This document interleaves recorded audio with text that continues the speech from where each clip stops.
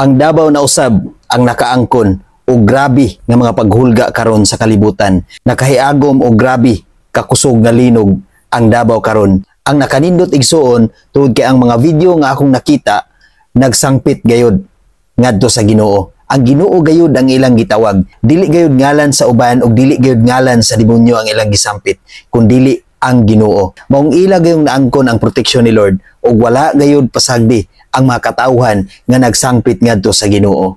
Atong hinumduman sa kanunay mga igsuon nga ang pulong sa Ginoo nag-ingon sa Salmo 91 bersikulo 3 hangtod sa 4. Gikan sa tanang katalagman nga wala mo hisayri.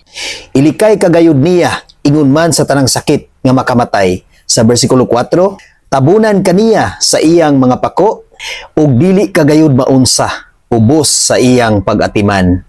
Ang iyang pagkamaunungon manalipod ug magbantay kanimo. Igsuon kining tanan nga mga katalagman nga atong na-encounter karon. Kining linog nga atong na-encounter karon nga nakahiagom ang lain nga lugar o grabe ka kusog. Naka-encounter ang Davao o grabe ka kusog nga linog. Wala gisibisan kinsa o bisan usa ka nato nga nasayod niini nga mga katalagman igsuon.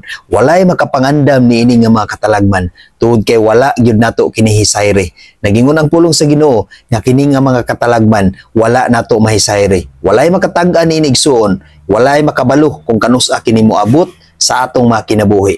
Apan ang nakanindot igsuon, kung aduna kay dako nga pagtuo ug pagsalig ngadto sa Ginoo, ang proteksyon ni Lord maangkon gayud kanimo. Kung siya ang imong gisampit kanunay, kung siya ang imong giampuan sa kanunay, ang proteksyon ni Lord manaa gayud kanimo ug sa imong tibuok pamilya. Nag-ingon diha siyang pulong sa Salmo 91 bersikulo 4 nga tabunan kaniya sa iyang mga pako. Ang gahom sa Dios igsuon mao'y magtabon kanimo aron ang proteksyon ni Lord imong maangkon.